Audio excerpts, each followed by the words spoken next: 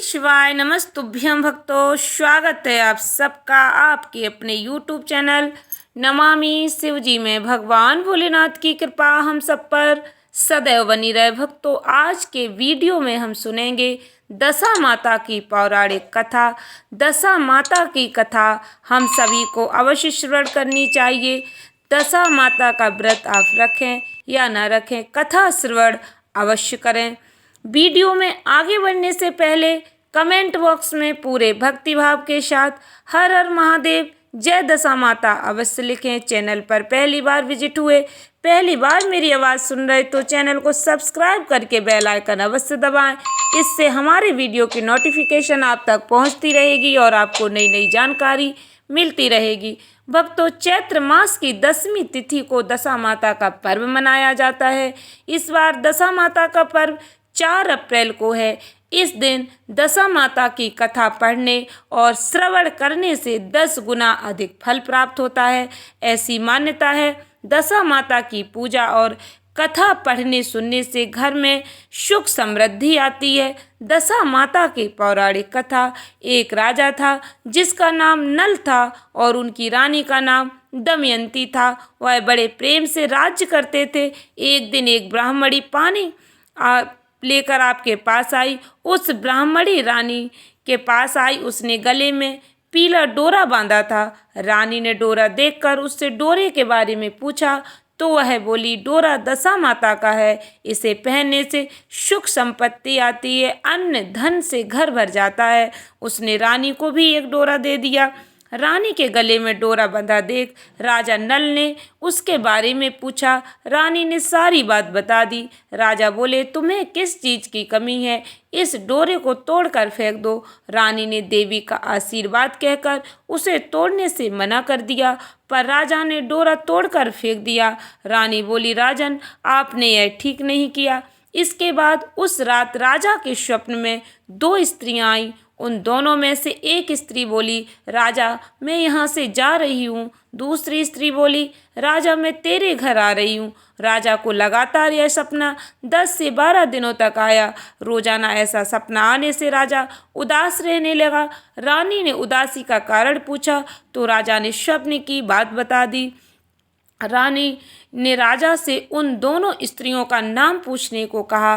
तब राजा ने उनसे उनके नाम पूछे तो जाने वाली स्त्री ने अपना नाम लक्ष्मी तथा आने वाली स्त्री ने दरिद्रता बताया। लक्ष्मी के जाते ही सब सोना चांदी मिट्टी हो गया। रानी सहायता के लिए अपनी सखियों के पास गई, लेकिन रानी का बुरा हाल देखकर कोई भी उनसे नहीं बोला। दुखी मन से राजा रानी 5 वर्ष के राजकुंवर के साथ जंगल में कंद मूल फल खाकर अपने दिन बिताने लगे।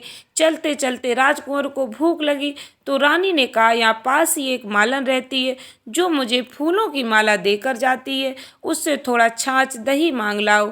राजा मालन के घर गया। वह दही बिलो रही थी। राजा के मांगने पर उसने कहा, हमारे पास तो छाछ दही कुछ भी नहीं है। राजा खाली हाथ लौट आया। आगे चलने पर एक सांप ने कुंवर को डस लिया और राजकुमार की मृत्यु हो गई। विलाप करती रानी को राजा ने धैर्य बंधाया। इसके बाद वह दोनों आगे चले। राजा 2 तीतर मारकर लाए। भुने हुए तीतर भी उड़ गए। उधर राजा स्नान कर धोती सुखा रहा था कि उसकी धोती उड़ गई। रानी ने अपनी धोती फाड़कर राजा को दी। वे भूखे प्यासे ही आगे चल दिए। कुछ आगे चलकर राजा के मित्र का घर आया। वहां जाकर उसने मित्र को अपने आने की सूचना दी। मित्र ने दोनों को एक कमरे में ठहराया। वहां मित्र ने लोहे के औजार आदि रखे हुए थे। दैव योग से वे सारे औजार धरती में समा गए। चोरी का दोष लगने के कारण राजा और रानी रातों रात वहां से भाग गए। आगे चलकर राजा की बहन का घर आया। बहन ने अपने एक पुराने महल में राजा और रानी के रहने की व्यवस्था की। सोने के थाल में उन्हें भोजन भेजा, पर थाली मिट्टी में बदल गई। राजा बड़ा लज्जित हुआ। थाल को वहीं गाड़कर दोनों फिर चल पड़े। आगे चलकर एक साहूकार का घर आया। वह साहूकार राजा के राज्य में व्यापार करने के लिए जाता था। साहूकार ने भी राजा को ठहरने के लिए पुरानी हवेली में व्यवस्था कर दी।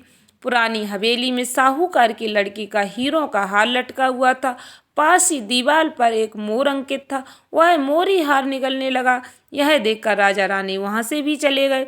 इस पर रानी बोलती है कि किसी के घर जाने के बजाय जंगल में लकड़ी काट कर बेच कर ही हम अपना पेट भर लेंगे। रानी की बात से राजा सहमत हुआ। दोनों एक सूखे बगीचे में पहुंचे। उन दोनों के वहां पहुंचते ही बगीचा हरा भरा हो गया। यह देखकर बाग का मालिक बहुत प्रसन्न हुआ। उसने देखा वहां एक स्त्री पुरुष सो रहे थे। उन्हें जगाकर बाग के मालिक ने पूछा, तुम कौन हो? राजा बोला, मुसाफिर हैं, मजदूरी की खोज में इधर आए। यदि तुम रखो तो यहीं पर हम मेहनत मजदूरी करके पेट भर लेंगे। इसके बाद बगीचे के मालिक ने उन्हें अपने यहाँ नौकरी पर रख लिया। एक दिन बाग की मालकिन भी संपदा देवी की कथा सुन डोरा ले रही थी। रानी के पूछने पर उसने बताया कि यह संपदा देवी का डोरा है। रानी ने भी कथा सुनी, डोरा लिया। राजा ने फिर पत्नी से पूछा कि यह डोरा कैसा बांधा है? तो रानी बोली, यह वही डोरा है जिसे आपने एक बार तोड़कर फेंक दिया था और इसका अपमान किया था। उसी के कारण संपदा देवी हम पर नाराज हैं। रानी फिर बोली, यदि संपदा माँ सच्ची हैं तो फिर हमारे पहले के दिन लौट आएं। उसी रात राजा को पहले की तरह स्वप्न आया। एक स्त्री कह रही, मैं जा रही हूँ। दूसरी कह रही है, राजा मैं वापस आ रही हूँ। राजा ने दोनों के नाम पूछे तो आने वाली ने अपना नाम लक्ष्मी और जाने वाली ने दरिद्रता बताया। राजा ने लक्ष्मी से पूछा, अब जाओगी तो नहीं? लक्ष्मी बोली, यदि तुम्हारी पत्नी संपदा देवी जी का डोरा लेकर कथा सुनती रहेगी तो मैं नहीं जाऊंगी।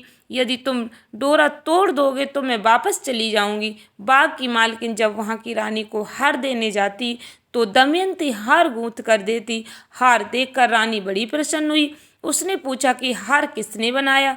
तो मालन ने कहा, कोई पति पत्नी बाग में मजदूरी करते हैं, उन्होंने ही बनाया। रानी ने मालन को दोनों परदेशियों के नाम पूछने को कहा। उन्होंने अपना नाम नल दमयंती बता दिया। मालन दोनों से क्षमा याचना करने लगी। राजा ने उससे कहा, इसमें तुम्हारा क्या दोष? हमारे ही दिन खराब थे। अब दोनों अपने राजमहलों की तरफ चले। राह में साहूकार का घर आया। दोनों वहां साहूकार के पास गए। साहूकार ने नई हवेली में उनके ठहरने का प्रबंध किया। तो राजा बोला, मैं तो पुरानी हवेली में ही ठहरूंगा। वहां साहूकार ने देखा दीवार पर चित्रित मोर 9 लखे हार को उगल रहा था। साहूकार ने राजा के पैर पकड़ लिए।